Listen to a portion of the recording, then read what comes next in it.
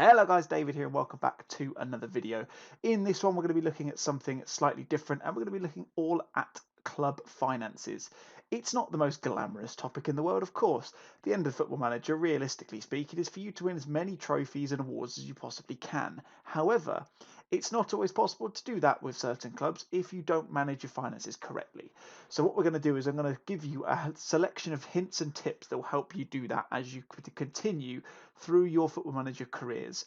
If you do like this video, please consider hitting the like button on the bottom there for me. If you're new to the channel and this is the first time you've seen a video, then welcome. Good to have you as always. Make sure you consider hitting that subscribe button as well and the bell notification so you can see all the other good stuff that's coming out on here as well. And once the video is finished, you've watched all of it, not little bits of it, you cheeky little beggars. Make sure you leave your thoughts in the comments as well, that'd be really great. But without any further ado, let's jump into Football Manager and let's go and have a look.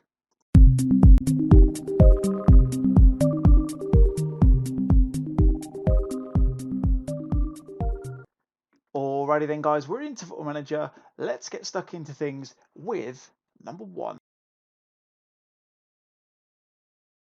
Yes, of course, number one is the big one. It's the big money maker. It's also the big money spender as well, apart from number two, but we'll get on to that in a minute. And it is, of course, transfers. I have loaded into my Newell's save. You'll know that if you're a regular on the channel. If you're not, hit the link in the top right corner right now and go and check out the first episode because you'll be able to see everything that we've gone. Excuse me, everything that we've gone through so far. But on this save, as you can see by my financial history, majoritively, although there's been some difficult times, majoritively we have spent our time in the black. We've had a positive balance, which is awesome. A lot of that has been done by these 5 ways. I'll be honest, I've not used every single one of them in this one, but as I mentioned, the first one we're going to look at is transfers, and that is arguably the most important one. You're not going to keep making money the whole time if you don't sell a player every now and again. Now, to demonstrate that, I'm going to show you my transfer history. So I'm going to go all the way back to the first season I was in the club, and you can see the differences that have happened over the years. The yellow, by the way, in case you've not seen this before, is the outgoings. The blue is the incomings. So you can kind of see, you can probably sense a theme here. First season, we sold £6.5 million worth of players. Second season, we sold £14 million worth of players. We spent a small amount of money, but we didn't really spend a lot, to be completely honest. In the third season, we sold even more. We sold £21 million worth of players. And we also spent a little bit as well just to try and build up the squad a little bit, as it were. And a couple of these, I'm looking at a couple of these. For those of you who have watched series, keep an eye out for Thomas Belmonte if you haven't, because he's a pretty good player.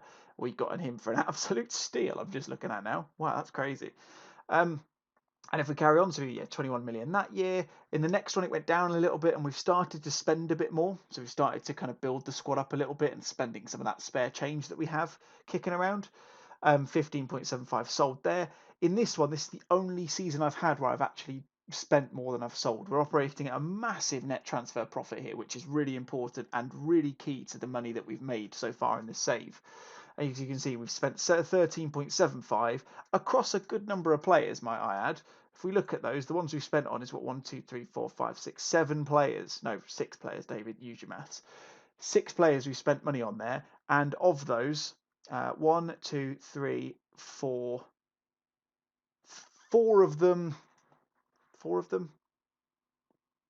still at the club, which is pretty good considering. And I think all of those, apart from one, we've actually sold at a profit if we have sold them, which is awesome. That's the main thing. That's what it's here for. So we've spent a little bit more over there, but then we've redeemed ourselves as a selling club, I suppose you'd call it, with a bumper £56 million window. I'm not going to show you who I've sold because I don't want to give away any spoilers, so I'll keep that to the quiet for now. But that has been a massive, massive benefit to me in terms of doing this. I wouldn't be at a £31 million plus working budget at the moment if I hadn't sold a few players. It's just never going to happen. That is arguably the most important thing. On the flip side of that, the important thing to make sure you do is not spend money for the sake of spending money. As you can see, I have £10 million in my transfer budget. I've also got just over £100,000 a week free. If I give you the actual figures, so I've got 10.91 and I've got 125k free in terms of transfer budget for this season. I don't need to spend that. I could, but I don't need to because I'm happy with the squad I have. So if I go and look at my squad now, And the way I do this to figure out what I do actually need is I go into my team report and I hit squad depth. Immediately, I think I've done it already because I've had it on a previous video. I've got it set to two stars or more in each position that I play on a regular basis. As you can see, I've got all of my relevant tactics in there. So if I wanted to see a different one, I can look at it from here and see my strength there. If I wanted to look at it at a different one again, I can see my differences and I can see what I have available in each position. Unless I feel it's needing to be strengthened, and that is completely your decision. You don't have to strengthen a place if you don't feel it's necessary. You arguably might all say, David, you need to strengthen your right wing position. I don't think I need to because I know how good these players are in my system. That's the kind of thing you need to take kind of a judgment call on. I do, however, know I need to improve my left back spot. So come this summer and we do a transfer special in the Newell's save, you know for a certain I'll be bringing in a left back. I did that last summer with this Bravo guy, but he's not been great. So he's probably been a flop, I would say. But otherwise, I know positions like centre half, positions like right back and centre mid and stuff like that. I know the status of my squad. Therefore, I know if I need to bring in a player or not. Otherwise, unless it's a world beater, and I mean an exceptional player who will replace my players. So, for example, if I saw a 4.5 star left winger or something come in, I'd buy them, assuming I had the money, of course, and I would then remove a player that I no longer need. Okay, and that comes on to my next point, which is transfers out as well, which kind of sits in the same kind of area, doesn't it? Be careful about the transfers you do when you want players to leave the club. Sometimes you really desperately want a player to leave the club. That's fine. You can offer them out to clubs. You can do that sort of thing. You can transfer list them. Just bear in mind that things like that will impact their face value. If you're not playing a player, they are not going to go for the money you want them to. Because chances are you're probably trying to sell someone at their value that shows on their player screen. Let's look at someone who has been here for a while now, Thomas Belmonte, for example. He's on sale for £3.5 million. Okay, sorry, it's his transfer value. He plays regularly for me. Hasn't too much in this season, but he did last year, and I had teams coming in for him with bids of nearly 20 million because they know how good he is. If he wasn't playing, chances are I might be able to match that if he came on and played a good couple of games. But most of the time, they're gonna try and lowball you. That's just the way that Football Manager and football in general works. You're not going to pay face value for someone who's not playing for the club that they're at, especially if they're a similar reputation club to yourself. If they're even lower, they're probably not going to do it at all because they can't even afford it. So you just got to be careful with these sorts of things. Also, when it comes to this sort of thing, you need to be careful about how you manage your transfers as well. When it comes to bringing players in, this is exactly the same. Just look at the complete opposite to what I'm about to talk about. Obviously, the big thing is the fee. So if you get a big bumper fee in like 18.25 million, great. You're going to have 18.25 million in your club finances immediately. It may not necessarily be in your transfer budget, but that's not the end of the world. That will change depending on the percentage of available, which normally runs in line with your finances anyway. So I think I've got about 30% at the moment. To be honest, I don't need more than that. That will do me fine because I've managed to get a good system going where I'm selling high and buying low. I feel like I'm a stockbroker at the moment. The other things to bear in mind is things like instalments. Really useful if you want to try and bring a player in, but you don't want to pay all the money up front. But bear in mind, you do have to pay them. There's no option to get out of those. So when you're selling, great, keep your instalments in if the club's not willing to pay it all up front because you're going to get the money. Bear in mind, if you're doing it when you're buying a player, yes, you're not going to pay out front or straight away. Just bear in mind, make sure you can actually afford that in 3 years, 4 years' time, whenever those instalments finish. Just be careful about what you're doing. It will break down if you put in 3 instalments at 12,000 for every 12 months. And let's say we put in 1 million, you can see there we're going to pay out 1 million over the 3 instalments, which are coming through 12 monthly, so effectively 3 yearly instalments at 333k. So just bear that in mind when you come to your projections and your management of finances. Things like after league appearances, after league appearances, international appearances, and stuff like that. Try to avoid putting them into your selling bids because there's every chance they may not happen, and that's not money you can guarantee is going to come into the club. If you can put in things like per league appearance, for example, where you're going to get, I don't know, 250,000, maybe not that much, but an amount of money every time a player goes through. And do them on the lower side if you can, if you don't think they're always going to play. It entirely depends on the club that you're selling to. One other thing to try and avoid: selling team contributions. If you're trying to sell a player, make sure you get rid of that wage contribution thing, because you're still going to pay wages for the player, and that's the reason why you're getting rid of them in the first place. Or they're not very good. Don't know. Arranging friendlies can be a good way of doing it. I'll touch a bit more on that later. And percentages of profits of next sale and percentage of next sales, again, a good option, but you do have to kind of take the risk that you may not always get money out of that, because if they go for a free transfer, you're not going to get any money out of it. So there's kind of things to bear in mind. Take the rough with the smooth, but use these additional fees and clauses to your advantage. Use them correctly, and you'll make a lot of money even when you don't expect it, which is really important.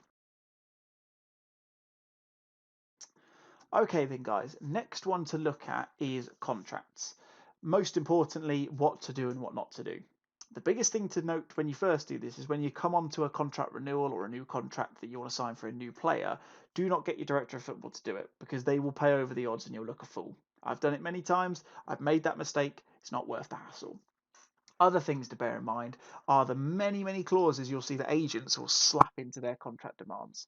They're a pain in the arse because they actually cost you a lot of money over the long term. Things like appearance fees, goal bonuses, unused substitute fees, they're an absolute bugger. You've got to be really careful with them. I try to keep them as low as possible. Sometimes you have to make a sacrifice to get a good player in. I fully appreciate that. And sometimes you do have to consider those sorts of things. One thing I would definitely suggest that you remove, though, wherever possible, is yearly wage rises, because it's going to keep going up and that just seems silly. Wages after reaching amount of league games or an international games in a club, because as you can see, they ramp up. And look at this, he wants a 2.25k a week pay rise after 20 games, but then he wants another 2.75 thousand per week 5 games later. Stupid, absolutely ridiculous. Not going to happen. Also, be careful of your matched highest earner clause, release clauses, and stuff like that. Just be careful with them. Don't set them too low, or don't be stupid with them, because they are going to come back to bite you in the arse. Release clauses can be useful if you're able to get them. If you're having difficulties, I've had them plenty of times in the past where I've had players who are just unwilling to settle for a decent release clause. Then just don't negotiate with them. If Because sometimes I've had players where they get really good, they get interest from other clubs, and then you try and renegotiate a contract with them, but their agent slaps in a lower release fee clause than you have at the moment. If that's the case, they're probably going to leave. There is no point you trying to do it, because the agent will make it non-negotiable and you're stuck. Simple as that. It's not ideal. It's not what you want to have happening. It's the worst possible thing to consider happening in this sort of thing, because you're going to lose a player regardless. No point losing him for less money.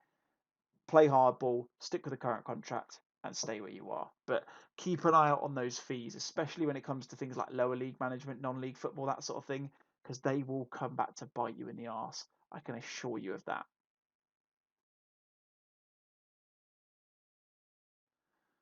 Right, the next one we're going to look at is, I suppose it kind of fits under the guise of commercial income, as I mentioned in the little intro bit there, or the transition, whatever you call it.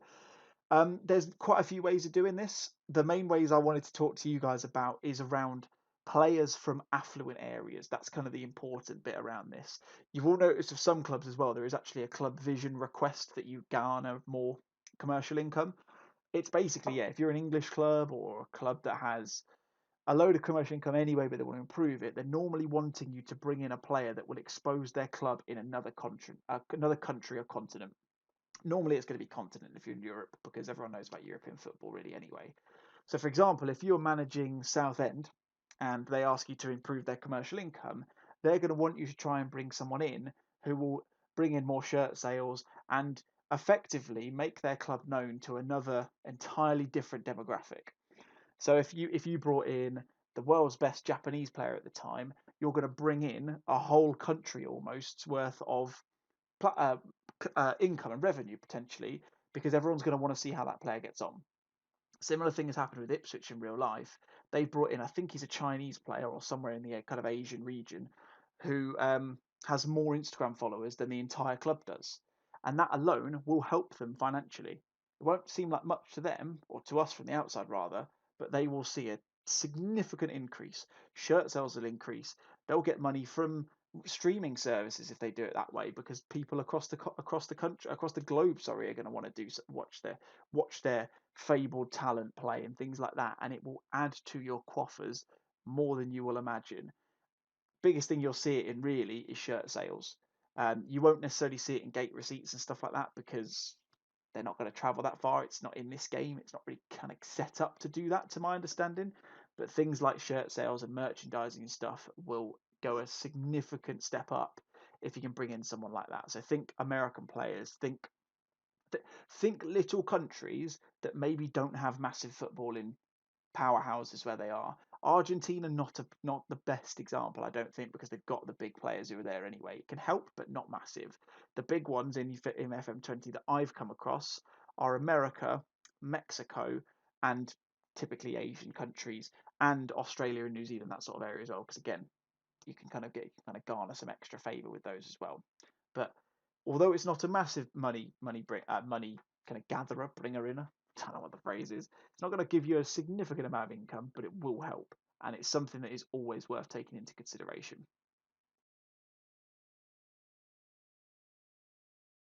Okay, tip number 4: friendlies, or just general match games. Match games. What the hell was that?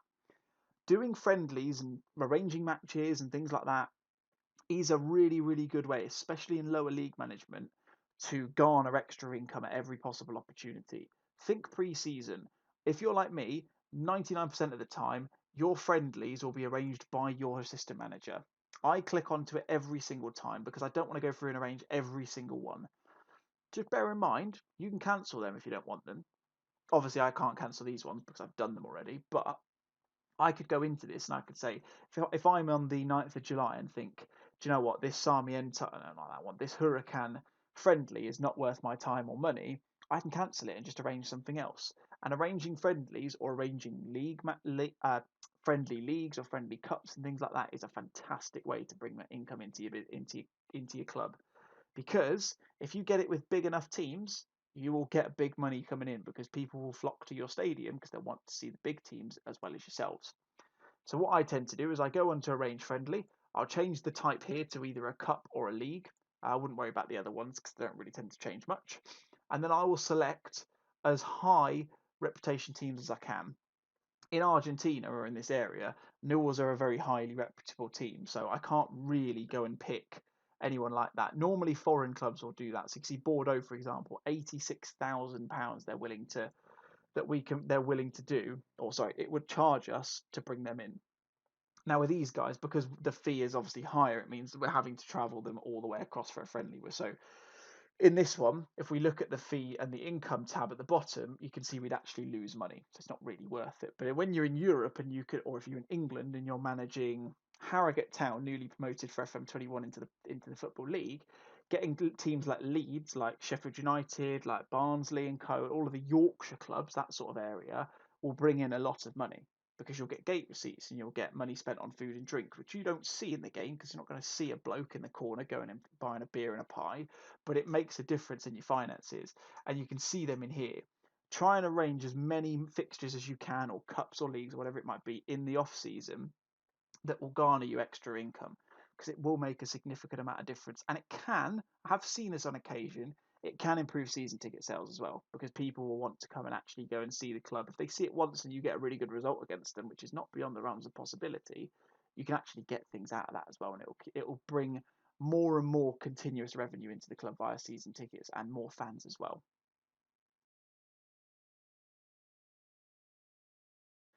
Okay, point number 5, and this is the final one. This one I need to show you the club vision screen. This one is something that is not the easiest to get over the line, but if you do, it can be really, really beneficial as well. This is all about affiliates, or affiliations rather. You can see I tried one when I recorded this before because I've changed the date. I can't remember, it didn't go through, I can't remember. But it's really useful to do a senior affiliate scheme. I can't do it because I've done all my requests for the day, so I can't make any more board requests. But go into your senior affiliate, so click on to make board request, networking, and then click on senior affiliate. And it will give you two options. One is to get free players, to get good quality players at no price. which is really useful anyway, but not something you'll often get. And normally the players are rubbish anyway if you don't pick the right club, and the board never really do. Or the other one is to garner extra income.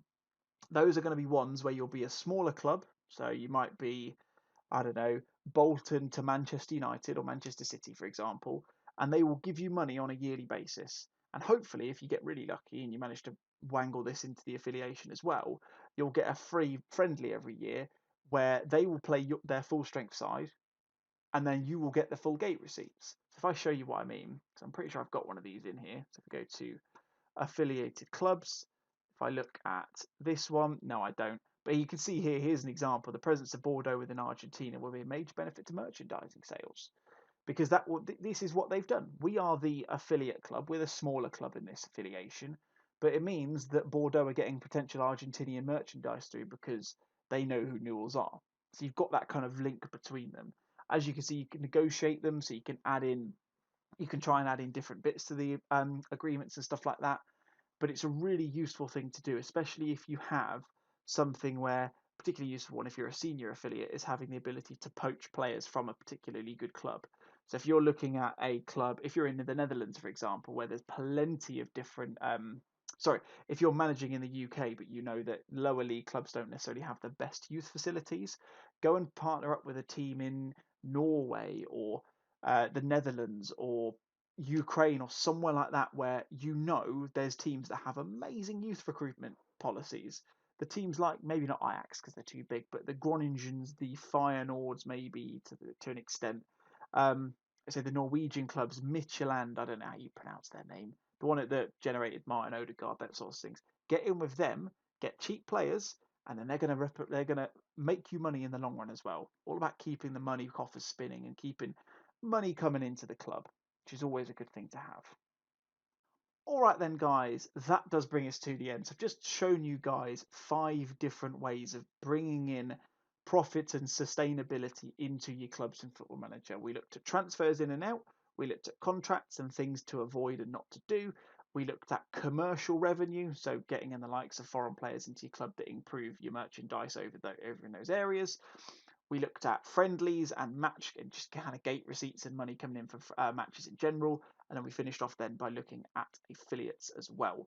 All of this, I haven't used all of those. I haven't used the affiliate that much, as you can see by my affiliations in this Newell save, but I have used it many, many times in other saves in the past. All of those mixed together has meant that in this Newell save, for I would argue 70% of the time I've been doing it, for a club that has not a lot of money coming in from prize money and stuff, I've managed to make a significant amount of money out of them. As you can see, we've got a balance of 31.5 million at the moment. Another final key important thing to look at, kind of away from the 5 points I'd recommend, is keep an eye on these tabs at the top. Check to see if you've got any transfer debt. If you have, keep an eye on it. That's things like you're going to be paying out installments over the next amount of time and things like that. Look at your sponsorship deals, how much you're getting in on them.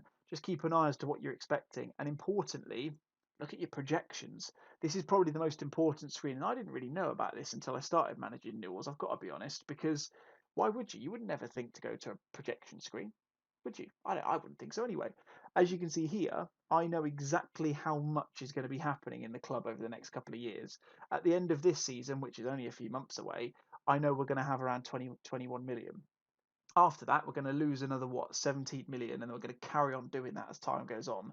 Obviously, that doesn't take into account money that you are going to get if you sell players and stuff like that, but it's a good way of knowing what you can and can't really do at that stage. Don't, if you know that this is going to happen, don't put in a stupid instalment process where you pay £3 million over the next year, because it's not going to help at the end of the day. You've got to be careful with these sorts of things, and you can also see really usefully how it's going to impact your transfer budget as well. So you can almost expect what you're going to see coming in. So anyway, guys, hopefully that's been useful for you. If it has been, like I said in the start of the video, please consider hitting the like button if it has been something that you found useful. If it's something you've never seen before and this channel is something new to you as well, then please consider hitting that subscribe button. And like I said before, if there's any other benefits that you guys have found to making money that I've potentially missed out on or just overlooked on this video, let me know in the comments. And if you feel I don't know, what's the word? If you feel inspired, that's the one I was looking for, to do something like this yourself, go and do it. go and have a look. Go and take over a smaller club that doesn't make much money and try and make them successful and sustainable at the same time. And if you do, I'd love to know your thought. I'd love to know your stories about things like that in the comments as well.